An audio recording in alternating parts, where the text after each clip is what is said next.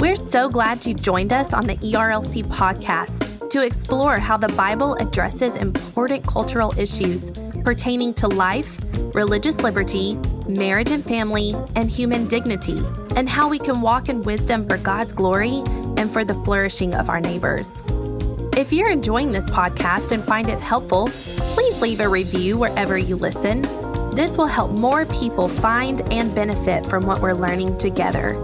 We are grateful for the time you take to join us for these conversations.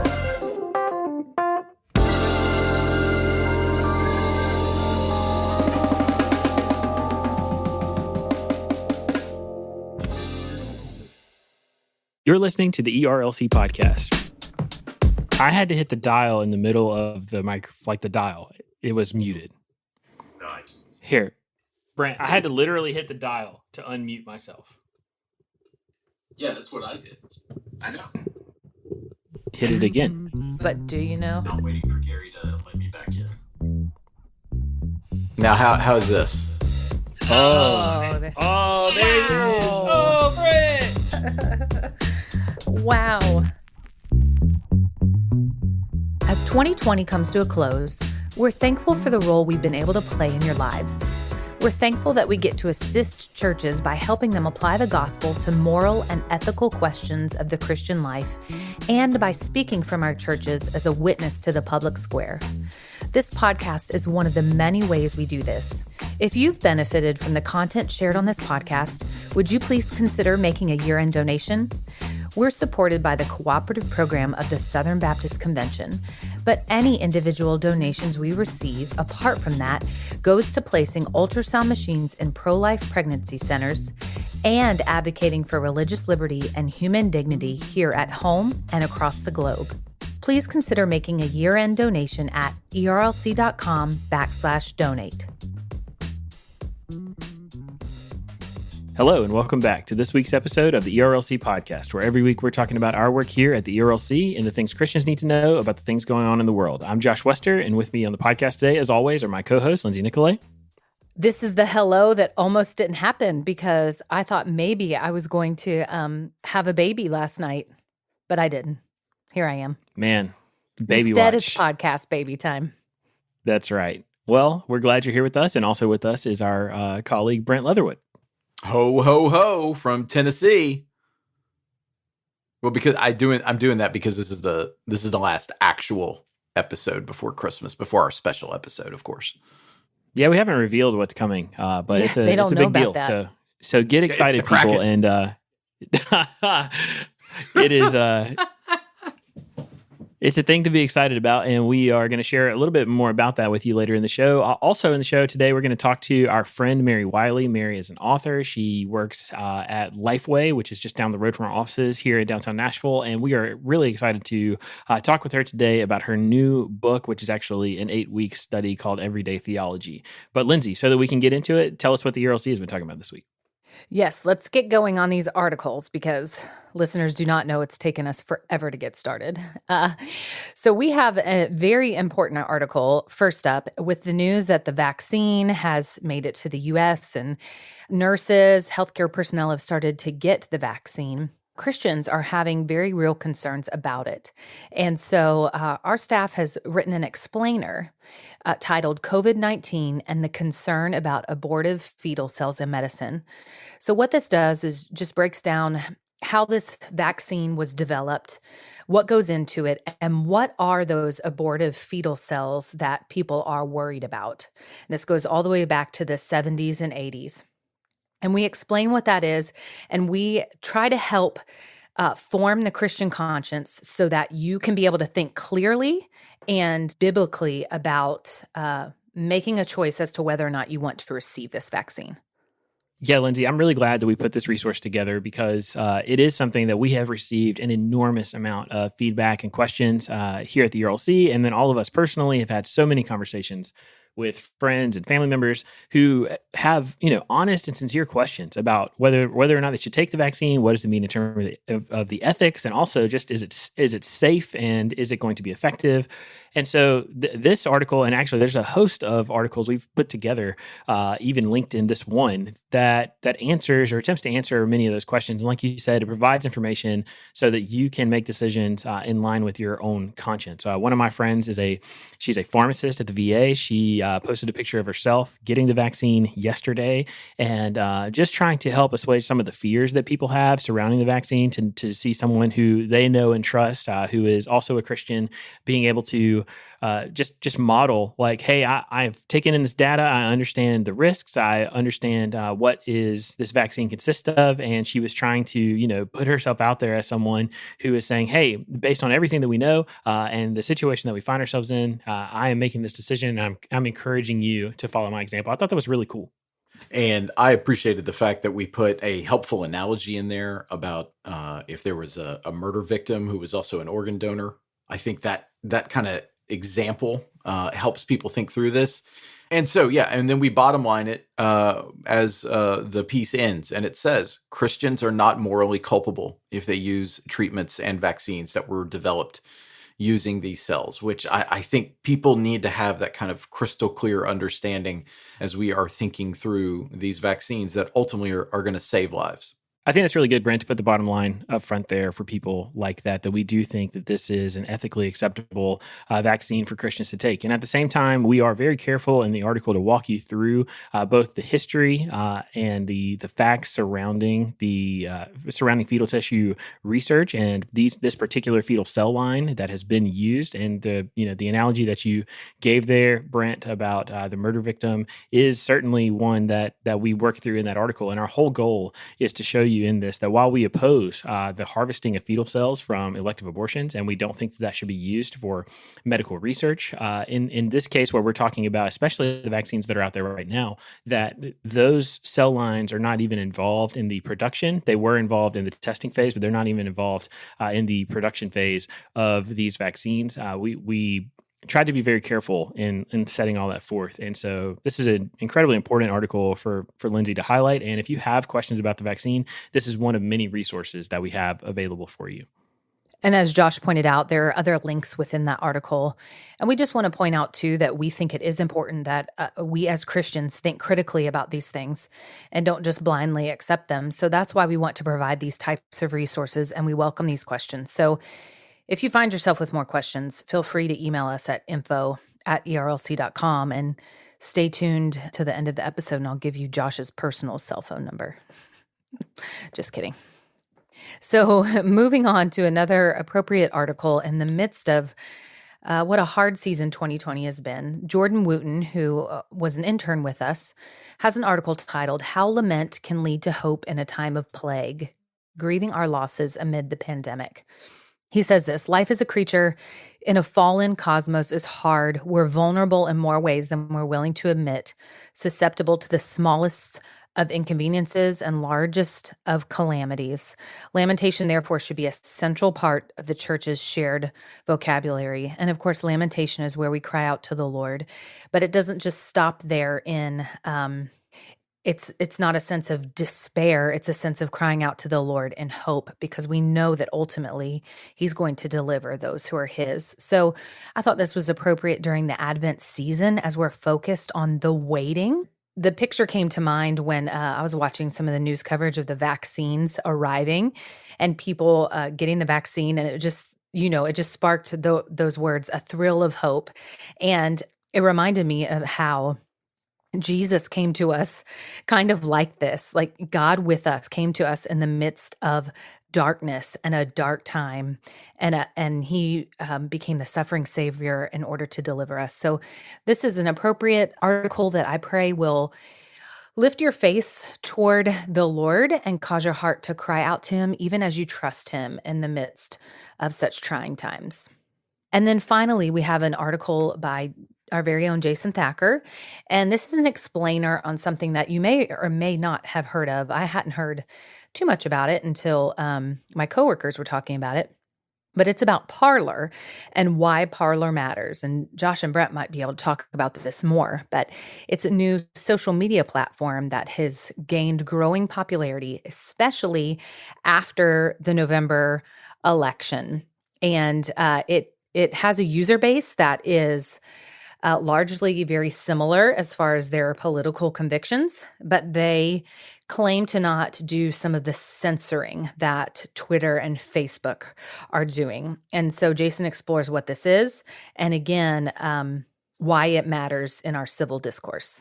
And I would say that users who, A, this is a helpful explainer. B, users who want to venture over into this social media app named Parler, just be cautious because there is a lack of censorship on that platform. There's been multiple news outlets over the last few weeks that have talked about the fact that pornography and some really just far out there kind of conspiracy theories and whatnot are being shared and are ubiquitous across the platform. My own parents have kind of ventured into this and have been concerned by some of the things that they've seen. And so we probably just need to use that warning with this app. Absolutely. We're by no means promoting it. We want to explain again what it is and what kind of effect it might have on you and those you're interacting with. So as I say every week, this is just a rundown. There are tons more articles on our site. Next week there will be, even through the holidays. We try to thin it out a little bit because we know we don't want you scrolling. We want you spending time with your family and friends. But we will continue to provide you content throughout the holidays. But for now, Josh and Brent, that's your look at what's happening on ERLC.com. Hey, thanks, Lindsay. And before we get to the culture section for the week, so Brent coming right up, I just wanted to say to you guys, so we are coming up on the Christmas holidays, and Lindsay actually this week asked me to write a reflection. It's funny because in my piece I said that I decided to do a thought experiment, and she texted me and said, more like Lindsay asked you to do a thought experiment with what are some good things that I would highlight from the year. And the number 2 thing on my list in my 7 great things from my really hard year was the ERLC podcast. You know, we've been at this, we started last January and we started scheming about it more than a year ago. And so for us to be on this ride together with the 3 of us, and then also with Gary and Megan, who are with us every week, and Marie Delph, who helps us get the show out to people every week, we're having a lot of fun. And so we want to say thank you to our listeners, but I want to say thank you to you guys for being a part of this fun journey. It's exciting. It's been exciting so far and a lot of fun, and looking forward to seeing what's next. But Brent, to take it to the culture section, this is one of the highlights of my week. So tell us what's going on. Man, Josh, that means a lot. I am one of the highlights of your week. That's essentially what you're telling me. That's great. And as well as the updates that we get, Lindsay, on your pregnancy progress. Dude, no kidding. Baby watch is a real thing. Baby watch is a and real the thing. different snacks I am partaking of during our recording. That's right. I think that should be a segment on the show every week. What's Lindsay eating? No, Gary says no, please no. All right, so to begin our look at culture, so is this the beginning of the end? NBC News has a report on the first individuals to receive the new COVID vaccine, the first one to hit the market. With a quick jab to a nurse's left deltoid, America entered a new phase in its fight against the coronavirus on Monday of this week. The injection to Sandra Lindsay's arm at a New York hospital made her the first American to receive the coronavirus vaccine outside of a clinical trial. The small dose of the mRNA represented a giant leap in efforts to beat back the virus, a moonshot worth of hope amid a pandemic that has infected more than 16 million and killed more than 300,000 nationwide. Y'all, I am here for the end of this pandemic. This is certainly a moment that we all have pointed to, that, man, if we could ever get there, gosh, it seems like that would be the light at the end of the tunnel when people can start getting vaccinated from this horrible virus. And once again, it just makes me thankful that we've had national leaders committed to getting us to this point. I think through the conversation that Dr. Moore had with Dr. Francis Collins, the head of the National Institutes of Health, who have helped to spearhead this effort, we're here, and we've got a few more grueling months ahead of us, but hopefully this is as I said, the beginning of the end. Well, what's incredible is that we live in a time when we can develop a vaccine so quickly, a safe vaccine so quickly. And the other thing that we've discussed on our site and the articles and the resources that explain the vaccine is that this is it's a neat vaccine because the mRNA doesn't actually infect you with a live infection, which is very cool and amazing. So it's safe in that way. So this is as one of my friends said she told her husband who's in the healthcare industry and about to get his vaccine. She said, I told him, I feel like Aslan is on the move. She said she got teary-eyed. So it is just a great dose of hope. What is a moonshot is my question here. A moonshot worth of hope. Never heard that phrase. I think it comes from the expression shooting the moon. So talking about like when you have what some people call a BHAG, a big, hairy, audacious goal, something that is very far-fetched or far out there. We don't think we can make it. This is, some people call it a WIG, a wildly important goal. A moonshot is like this, we put this thing out there that we don't even know if it's possible. And like, look at this vaccine. It is nothing short of miraculous.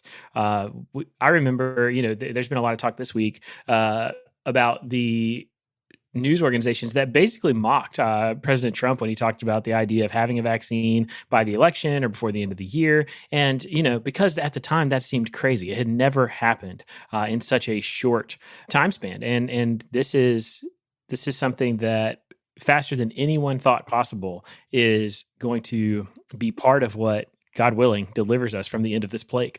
Just a little piece of trivia here. Speaking of a moonshot, when I was a junior in high school, we had this pageant called Miss Fletcher. And in one of my speeches that I gave, I said that cliche, shoot for the moon, because if you miss, you'll land among the stars. And look, I have landed among the stars. Josh and Brent, Megan and Gary. What more could I get out of life? Wow. That's right. Well, actually, so you asking that question made me try and do a quick intra-podcast fact check to find out, because I assumed moonshot was actually associated with President Kennedy's call for us to send a man to the moon. But in fact, the first known use of moonshot took place in 1949. So that was years before President Kennedy made that call. But essentially, I mean, Josh just said it right. It's taking an idea that just doesn't have precedent, seems nearly impossible, and makes it come to reality. And y'all, that's exactly what happened with these vaccines. And hey, you mentioned some of our American leaders like President Trump. Well, there's some news this week that there's going to be some vaccines coming very shortly for our American leadership. So Politico is reporting that President-elect Joe Biden, as well as current Vice President Mike Pence, intend to get the COVID-19 vaccine in the very near future. Biden plans to get the vaccine in public as early as next week, a transition official confirmed, while Pence will get his vaccine publicly at the White House this Friday, today, as you're listening to this podcast, to, quote, promote the safety and efficacy of the vaccine and build confidence among the American people, his office announced. He will be joined by Second Lady, his wife, Karen Pence, and Surgeon General Jerome Adams. Y'all, this is must-see TV. It is actually really important to see these elected officials who are involved in the development of the vaccine take it, and to do so on television or in front of cameras is actually going to bring a lot of confidence to people. I don't know how many people in my life who are very conservative have said, "Oh, I'm not going to take it unless so and so takes it," And so seeing the vice president take it is going to be a very big deal. Seeing the president-elect take it is going to be a very big deal, because it's going to instill a lot of confidence in people who just aren't certain about how to feel about this vaccine. Well, there is a new tool, apparently, to fight COVID, and it is mouthwash. This is right up Josh's alley. Aren't you obsessed with mouthwash, Josh? I'm obsessed with mouthwash. In fact, I bought this huge thing of mouthwash the other day, and honestly, it's the first mouthwash I've ever used that doesn't tingle, or you honestly can't tell it's in your, you know what I mean? It's almost like having water in your mouth as opposed to something that's an astringent or something. And it's underwhelming. So I'm gonna have to waste this is big it part bottle. of the mouth? Yeah, isn't that the whole point? You want to feel the burn to know that it's working? That is my point right here, is that this is, but it's unfortunate because I bought like the biggest bottle they had. So, have to experiment before I go in on the big purchase like that. Yeah, don't do that. That's just good life advice, Josh Wester. So Wall Street Journal is reporting this. Wash your hands, wear a mask, and don't forget to gargle with mouthwash. That's the message that Unilever and Colgate-Palmolive are carefully starting to push after research they commissioned showed that certain types of mouthwash and toothpaste could potentially help deactivate the virus that causes COVID-19. How does that happen? Well, the study says because COVID-19 can be spread through droplets generated when an infected person coughs, sneezes, or speaks, both companies said the mouthwashes dissolve the outer protective layer of virus particles, preventing them from attaching to cells and infecting them. It'd be great if some independent research confirms this, but I mean, I got to tell you, we're all in on this in the Leatherwood household. Hey, I think I'm just going to stick with Lysol. Yes, but you cannot do Lysol in your mouth, nor can you drink bleach to get rid of COVID-19. So, and whether or not you think that needs to be said, it does. So thanks for that PSA there, Brent Leatherwood. Well, maybe the French president, Emmanuel Macron. That was my best French. I don't know. I don't even know if that is French. But listen, but this is serious. So French President Emmanuel Macron, he tested positive for COVID-19. The BBC News is reporting a host of European leaders are self-isolating after the French president tested positive for COVID-19. He will be self-isolating for 7 days while working remotely. The French president attended a number of high-profile events in recent days, including an EU summit. Following his diagnosis, several other European leaders, including the Spanish prime minister, said that they would self-isolate. His wife, Brigitte Macron, who is 67, is also self-isolating, but thankfully has no symptoms. And they don't know where he got this. But obviously, if he's been attending multiple events, there's a good chance that's where he got it. So prayers to the French president, and hopefully nobody else will get sick because of this. All right, staying on the international front, y'all may not have realized this, but Brexit is back. Specifically, it's back in the headlines because this time it's for real. They are up against the hard finish for Brexit. NPR is reporting 4.5 years after the landmark Brexit referendum, the United Kingdom is still arguing with the European Union about their future relationship. Britain officially left the EU in January and has spent the last 11 months in a transitional phase while the two sides try to negotiate a new free trade agreement to avert major disruptions at borders and more economic damage. That transition period, though, ends officially at midnight Brussels time on December 31st. Why am I bringing this up? Because obviously the UK is one of America's leading partners. We have a, quote, special relationship, if you recall, but also there's a number of trade aspects to this, economic aspects to this. And if you recall, the ERLC, we're trying to do our first ever international pro-life event in Northern Ireland, which is a part of the United Kingdom. And that area in particular has been a major point of contention in these Brexit negotiations. So we are hoping that they get this all resolved so that next year, once this pandemic closes, we can actually move forward with our pro-life event. I think the biggest shock in all of this for most of our listeners is going to be we're still talking about Brexit. It was kind of it was an incredibly huge thing to see them separate from the EU and for years have been negotiating all of these deals to try to establish a new system. And so it'll be interesting to see if they make this deadline. My low confidence in government and bureaucracy tells me that it could come down to the wire and they might not make it, but we'll certainly see what happens. And honestly, for everyone's sake, I hope that they come to the most equitable agreement possible. Well, turning our attention here domestically, the Electoral College came together, met, and voted. The Associated Press reports the Electoral College decisively confirmed Joe Biden on Monday as the nation's next president, ratifying his November victory in an authoritative state-by-state repudiation of President Donald Trump's refusal to concede that he had lost. The presidential electors gave Biden a solid majority of 306 electoral votes to Trump's 232, which is the exact same margin that occurred 4 years ago. As a matter of fact, it's actually two larger because there were two electors who decided not to vote for President Trump in 2016, which, if you recall, President Trump said that was a landslide. So there you go. But this was, usually this is a very formulaic meeting, honestly kind of boring.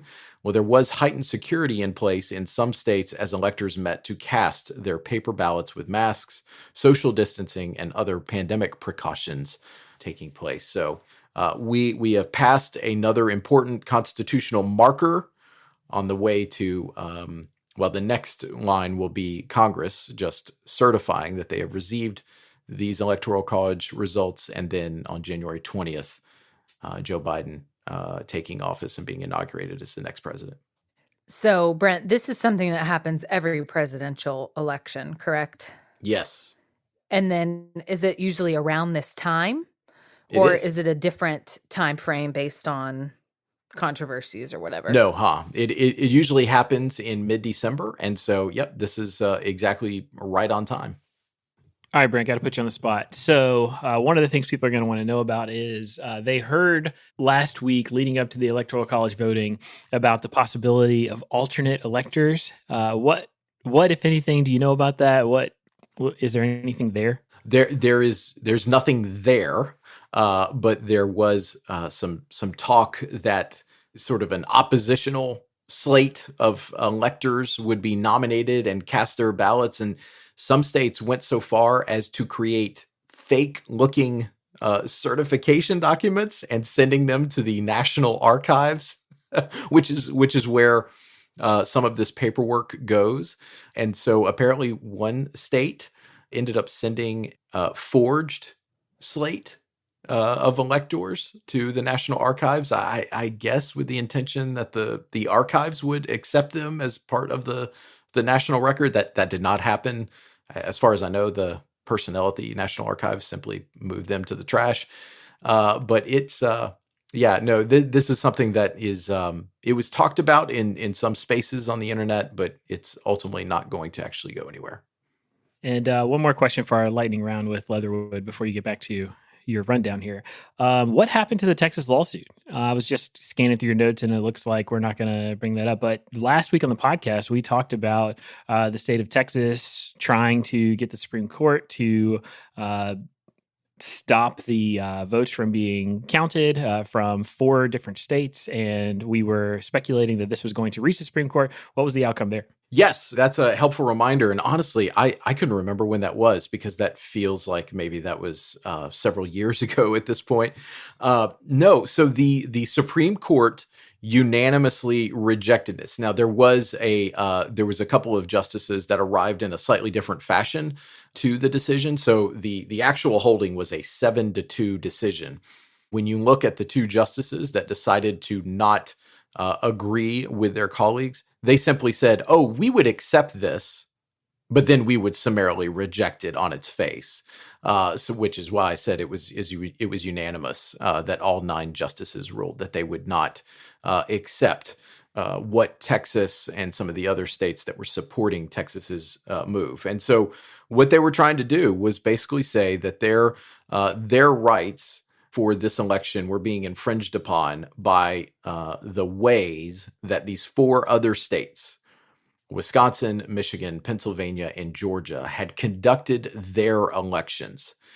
And honestly, the Constitution allows each individual state to run the election in the way that they see fit. And so the justices were saying, we can't do anything here. And so it's not for us to determine how those states did or did not run their elections and whether that's fair to the citizens in another state. And so, so it was rejected, and ending with it, honestly, the last seemingly legitimate opportunity that the Trump campaign had to counter the results of the election in November. So moving on, Lindsay, I have a question for you. Would you be sad if you threw a party and people didn't show up? Actually, you just hit on one of my greatest fears, Brent, which is I was why I don't throw about to parties. say that Lindsay would never recover. Which is why I don't throw parties unless I know people are going to come. I'm glad. Well, I don't know if I'll be able to see my own funeral, but if nobody shows up, I'll be really sad. Wow. That's much more than I expected. I was going to just I was going to go with a yes and then run with it. But no, you hit a tender spot, apparently. Well, that is exactly what the Presidential Inaugural Committee is hoping for. So CNN reports that the PIC, again, Presidential Inaugural Committee, on Tuesday urged Americans to refrain from traveling for President-elect Joe Biden and Vice President-elect Kamala Harris's inauguration that will take place on January 20th amid the ongoing coronavirus pandemic. Biden and Harris will take their oaths of office at the U.S. Capitol during a significantly scaled-down inauguration ceremony that will implement, quote, vigorous health and safety protocols, the committee said in a release. The ceremony's footprint will be extremely limited, according to the committee, and the typical parade that follows on Inauguration Day will be, quote, reimagined. Moving over into Baptist life, there was some big news this week as it was announced that March for Life is welcoming some pretty high-profile evangelicals. Baptist Press reports that Southern Baptist Convention President J.D. Greear will join a lineup of speakers, including Tim Tebow, Benjamin Watson, and Jim Daly at the 48th Annual March for Life next January 29th in Washington, D.C. Greear will be the first SBC president to ever speak at the event. That's a great honor, and certainly I'm excited for JD personally, but I'm excited that obviously a prominent Southern Baptist will be headlining the March for Life, which is an annual event that we encourage people to attend, that we attend as members of the ERLC staff, and we always try and do some programming related to the March for Life with our annual Evangelicals for Life event. You're right, Brent. Like, we are excited to see JD, who has now basically been serving as SBC president. This is his third year serving, which is unusual because normally it's a 2-year term. But we are excited to see him there. And honestly, if you've never attended the March for Life, it is a really, really cool thing. I don't know that I would tell you to make 2021 your very first one, but to be in the nation's capital, to be standing up for the cause of life and human dignity, to be opposing abortion and standing with thousands and thousands of other people who are committed to these very same causes that are so important and fundamental. It is well worth your time, and we would encourage you to either attend or watch from this year's March for Life, and then to make plans to be there at a future event. All right, and let's conclude this look at culture with the queen of our culture, Dolly Parton. Because did y'all know she is actually responsible for saving the life of an individual? That's right. For one Florida family, she was literally a life-saving angel, being in the right place at the right time to save a 9-year-old girl from being hit by a moving vehicle, reports the media site Mediaite. The scary incident happened on the set of Christmas on the Square, which is currently streaming on Netflix. Talia Hill, a 9-year-old singer and dancer from Davenport, Florida, was cast in the film along with her 2 brothers. Quote, "There is a vehicle moving and I was walking and then somebody grabbed me and pulled me back. And I looked up and it was Dolly Parton," Hill explained. Hill described her surprise at being rescued by the film's star, and Dolly Parton's response was, "Well, I am an angel, you know," which she plays both in the movie and actually is in real life. Dolly Parton is on point for this year. I don't know that she's ever had a better year. To save somebody's life in 2020, come on. Yeah, I think she paid that girl off. I just want to affirm the Queen of Tennessee. This is, just one more excellent thing. But like you said, she's having an excellent year with her contributions this year to vaccine progress, giving $1 million to that cause. I mean, look, We're all grateful for Dolly. Honestly, 2020 has been much more palatable because of Dolly Parton just helping us all through the pandemic. So, all right, well, Lindsay and Josh, that's your look at this week in culture. This episode of the ERLC podcast was sponsored by the Good Book Company, publisher of Searching for Christmas by J.D. Greer. Meet the awesome God at the heart of the familiar Christmas story. This book is perfect for giving to unbelieving friends and family this Christmas. Find out more at thegoodbook.com. Well, Mary, thanks so much for joining us today on the show. As we're getting started, would you tell us a little bit about yourself and what you're doing in ministry right now? And while you're at it, would you also just share with us one thing God is teaching you in this season of life and ministry? Absolutely. Thank you guys so much for having me. So I'm Mary Wiley. I do full-time work with B&H Publishing Group, leading the marketing team. But most of all, love just getting to serve the church, specifically the local church. And just this season, you guys know, with 2020 has just been such an interesting season of life. But I think the Lord has really just been teaching me to really pay attention to the rhythms that he is leading in. And so that for me has been rest a lot during this season, which I don't know about you guys. I feel like a lot of you are probably wired similarly to me, where I want to be moving forward and doing something and feeling like whatever I'm doing that day really matters. And so rest is not an easy thing for me. And this year, God has really forced that in a lot of ways. So we're expecting a child, and pregnancy is very difficult for me. And so God's really forced rest in that way, because my body just can't continue moving forward without rest. And just in this season, it seemed that ministry has been more difficult. People are dealing with a lot of heavy feelings, a lot of feelings of isolation, and to serve people well, it really requires that I also am very present with them, but also that I rest. Thank you for sharing those lessons, Mary. There is nothing like a pregnancy to slow you down. Oh, yeah. Make you have to rest. I've been thankful to work from home during this pandemic because I can take a nap whenever I want. Yes, I love it. So you already mentioned the pandemic. And in addition to that, what things are you and those around you paying attention to in culture right now? Sure. Something that has really been brought to my attention recently is just paying a lot of attention within the local church, also inside and outside the church, just syncretism and really watching as we see kind of the interspersion of people's faith with their other key beliefs, whether that be who they're voting for and within politics, or whether that be some sort of philosophy of medical care even. I think we're seeing in this season, we've had an opportunity to see a lot of idols rise to the surface when people are most uncomfortable. That's when they normally cling to those idols most closely.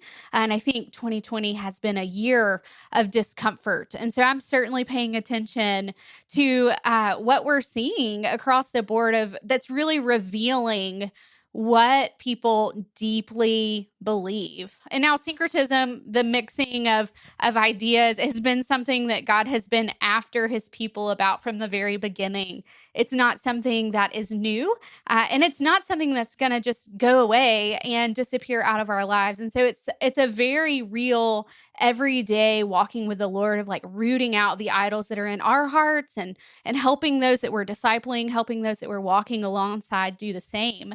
And so what I'm seeing is just as people are both identifying those and even kind of walking in those, I think we're seeing kind of this dichotomy of the rooting out of idols that leads to repentance and to growth and to faithfulness, and also the bearing down on our idols that leads to pride and arrogance. And so just this kind of headbutting of ideas that I really hope leaves the church in a much stronger situation, and in a situation where we say, let's know the God we serve, and let's serve him well, and let's walk in step with him and surrender every day.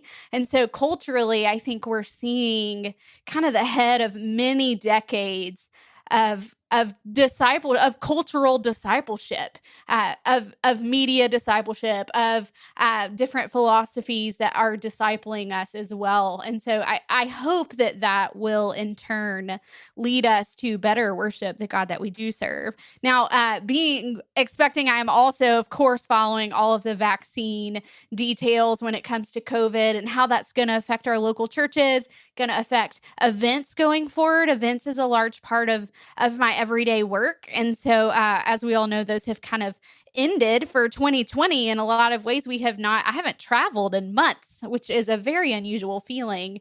And so all of these kind of things are coming to a head and are things that I am currently certainly paying attention to.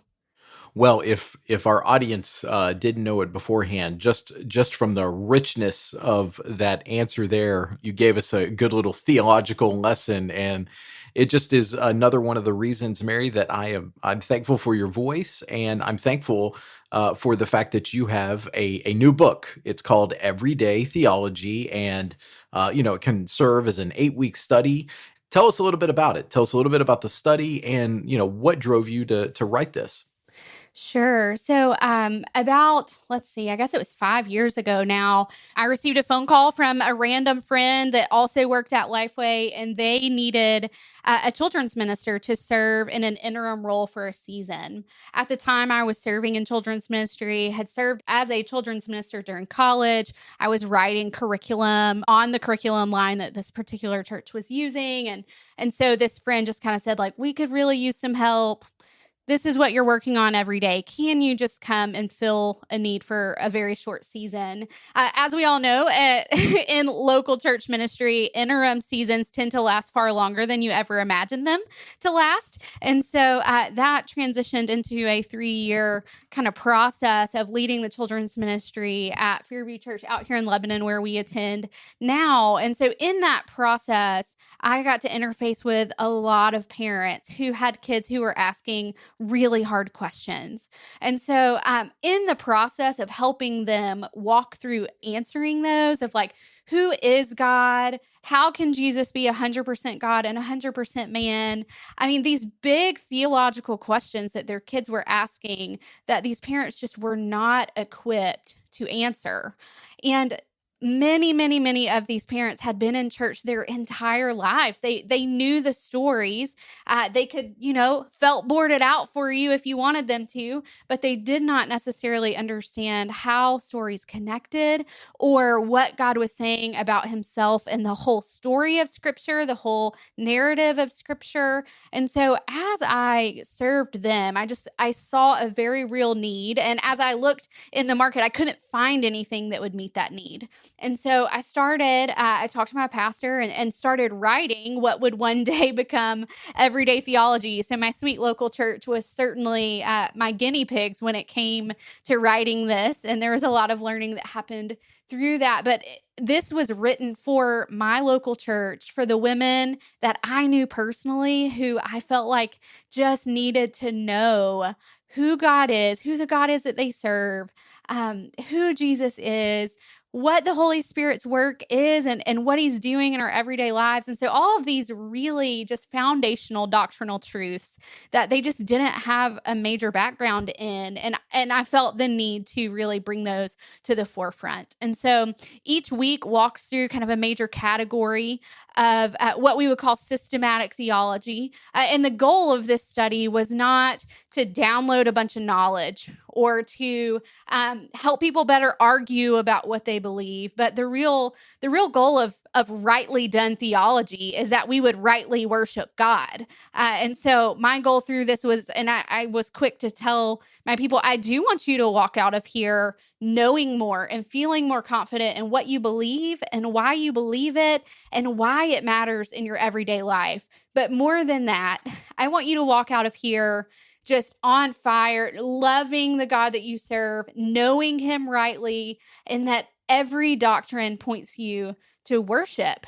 And that's really the goal. The heart of this study is that each concept, as you talk through God and Jesus and the Holy Spirit and Scripture, the church, redemption, humanity, and then the end times, that each of those would point us to a deeper understanding and a deeper worship of the God we serve. I'm thankful for that heart behind the study because you're right. Sound theology should lead to doxology, worshiping the Lord. And you've already addressed that. People were having questions because of the intimidating nature of studying theology, and it can be abstract and hard to apply to our real lives. So walk us through in a little bit more detail how you tried to help people apply or understand the benefits of theology to the way they live their everyday lives. Absolutely. I really believe that we should own what we believe personally and that it should drive every decision that we make. And so a really silly example that I often use is that what I choose to eat for breakfast actually tells you what I believe is true about how God made my body and how he intends for it to be fueled. And so when we kind of peel back the layers of why we're choosing to do things that we do or the motives behind a lot of our decision making, it is often what is deeply rooted in our heart that we most believe is true. In the study, the goal was always at the end of each day, there's a section for participants to kind of write out, okay, I've read what Mary has to say about this doctrine. I've read a ton of scripture on it throughout the narrative of scripture, but now I'm going to put it into my own words so that I can really own what this is and explain this is what I believe. And then I'm also going to explain why. So what are the scriptures that I'm pointing to? Because what I didn't want is for people to just take in anything that I said as truth. I want people to learn to read the Bible for themselves and to interpret it and to apply it correctly within the context that it was written. And so the goal was really to help them do that within the realm of the study. And so they would also kind of write out why they believe that particular doctrine. And then the third portion of that daily practice was to then say, and this is how this particular doctrine applies. And so if I believe that the doctrine of the Trinity is true, and I believe that the Holy Spirit lives within me and is a member of the Trinity, then I have to believe that the power of God is within me and that I have access to the Father through the work of the Son and the presence of the Spirit. And so as I pray, that matters. I'm not going to a temple as they did in the Old Testament to then have a mediator through a priest. I can go directly into the throne room of God and not fear that my sin will, end my life because I'm in the presence of God, but that I am covered by Christ's blood and can commune directly with the Father. And so all of these different concepts really do matter in the way that we practice our faith and in the way that we live our everyday life. So the things we spend our money on, the things we spend our time on are really all a result of whatever we believe is true in our heart of hearts. And if we believe that what God says is true about generosity and serving and loving others, then that's going to reveal itself in the way that we live. But if we believe that we are the center of the universe, then that is certainly also going to be revealed in the way that we live. And so the goal of the study was to really help people draw the connections to this ancient faith, which some would say is dated and doesn't really apply to today, but to take even Old Testament passages that are telling us about God or about what he's doing in the world and then saying, you know what, this does really matter for me because God is the same yesterday, today, and forever. Well, let's talk about this for our final question. So in addition to creating all these incredible resources through Lifeway, you also are a fellow podcaster. Is that what we're called? I think we're podcasters. Sure, that works. Yeah, so why not? And like your podcast is called Questions Kids Ask. All of us here in the ERLC podcasting world, we are parents. And in our work and in our homes, we field hard questions about life and God and all sorts of things. I imagine your own kids inspire a lot of the episodes for your podcast. Well, could you yes. tell us a little bit more about the podcast and maybe tell us some of the interesting questions that you've been asked by your own kids or others? Sure. Well, this was a very similar answer to that same need that I saw in the local church of just answering the theological questions in a way that a kid can really understand. And so I got to interview, I've been interviewing a lot of people along the way throughout the seasons of this podcast who are far smarter than I am, who have far more degrees and letters after their name than I will ever have. And so I have loved just getting to sit down with scholars and people who are doing on the ground ministry and talking through these different questions. Some of the key questions that I've run into specifically recently, and I think the impetus of this may have been COVID related conversations. We have a 4-year-old and a 5-year-old. We actually have 2 children who are just 4 months apart. We adopted while pregnant, and a lot of people say like, was that on purpose? And it absolutely was. We actually were pregnant before moving toward adoption through the foster system. But those 2 keep us on our toes. And so one of which I am just convinced that the Lord has unbelievable plans for because he stumps me often. As we, drive by, and so much of theological conversation is really just everyday life moments where it's like, hey, what is that? What's happening here? And so we're in a season of talking a lot about death in our home, which is kind of a weird thing to talk about with such young children, but we lost a grandparent about a year ago and had a lot of conversations around that. And then, as you just drive around, we pass a cemetery between their school and home each day. And so they have a lot of questions about that. And then, of course, this sweet child of mine also asked about, well, when Jesus comes back, all those people are going to be raising from the dead. I'm like, well, that is true and a little terrifying. And I'm really glad you're excited about it. But, and so we've talked a lot about just why does God let people die and what does it mean to live forever if our bodies will die, which has led to some really fruitful conversations. Some of the ones that have come from families in our church that I felt like were really helpful for kids, specifically was like, does God have a body? And that was a question I had not considered because as we talk about God, we can really clearly make the distinction between the persons and that Jesus obviously has a body because he was a man. And yet this was a really important question for a friend of mine's son who was like, well, how am I going to know if I see God if he doesn't have a body? How do I know if he hears my prayers if he doesn't have a body that has ears? And so I have loved, for me, I have always loved ministry to children. I think that they're just little sponges and soaking it up and wanting to know the deeper things of God. I think we often assume that children can't understand when obviously scripture says like, be like little children who can believe without seeing, who can trust, who can easily say, sure, the Trinity, like, of course God is 3 and also 1. I can trust that instead of us adults who are like, but how does that really work?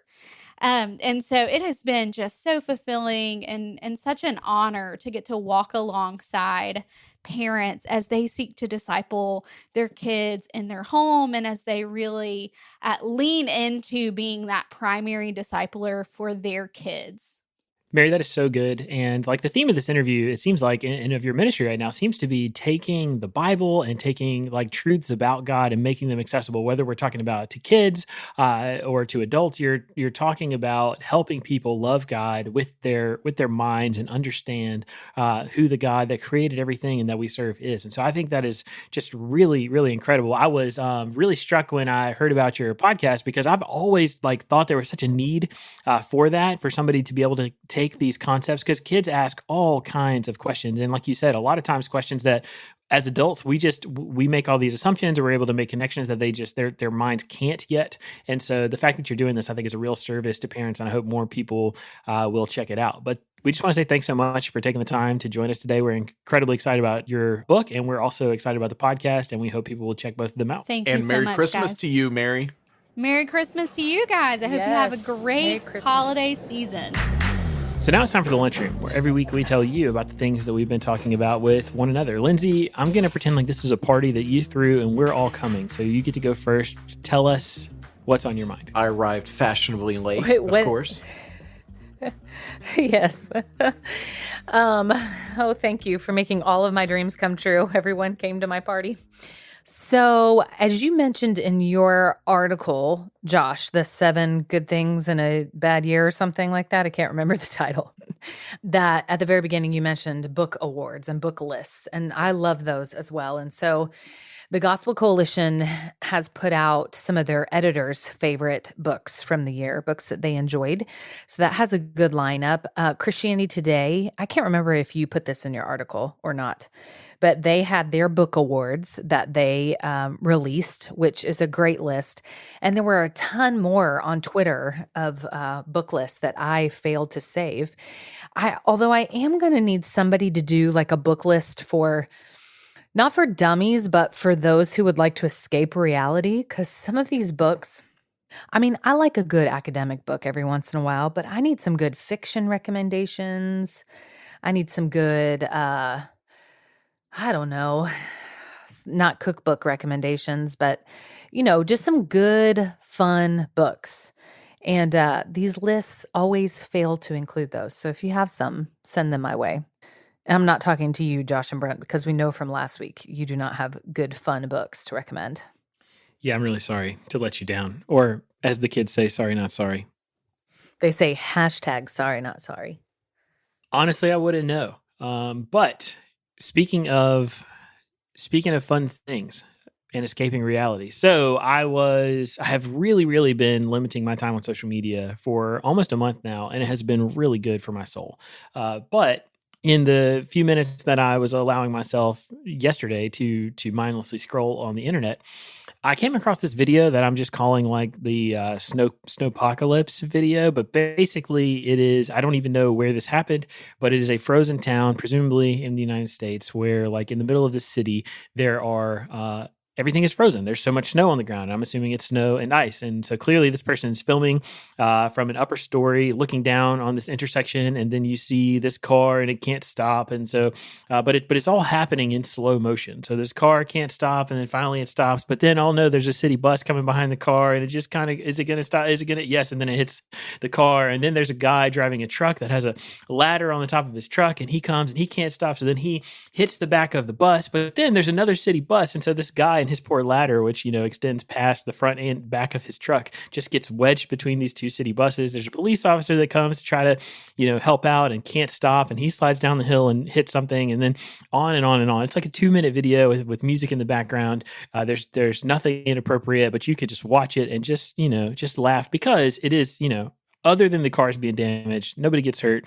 It's just one of those things, and it is it's kind of haunting and kind of, I don't even know, therapeutic. It's kind of perfect for 2020. It's just kind of perfect for 2020. And so as we are counting down the days until we escape this year, you can just watch this and enjoy it.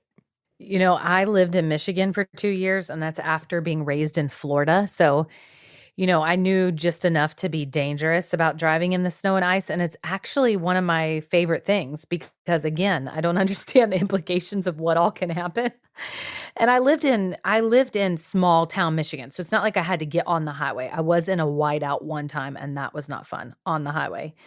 But through the little back roads and things, it's kind of fun if you know how to handle the car. I mean, sometimes you can't help it, but when we had that big the ice storm here in Tennessee, I was one of the crazy ones out on the road after a while because there were no other cars, and it was just fun to be kind of cruising through the ice.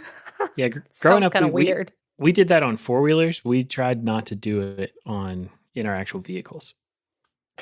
Yeah, well, nobody was hurt in the process. I was safe. I never spun out. You were also single and not the mother of 2 children. Yeah. Yeah, my husband probably would let me do it now. But slow and steady wins the race, really, is what it comes down to. And do not slam on your brakes. Well, For guys, the love, do not slam on your brakes. Maybe Lindsay will get like a GoPro or dashboard cam or something and film herself should we get a great snow here in Tennessee. But for now, Brent, your lunchroom is one of my Christmas presents. I'm immensely jealous. Tell us about it. So with our, this is appropriate because of our conversation around the Electoral College and the transition and just everything that goes into the changing of the guard in the office of the President of the United States. So I picked up this book. There's been a lot of people talking about it, particularly in the Acela corridor between Washington, D.C. and New York. And honestly, I got to tell you, I'm about 3/4 of the way through, and rightfully so.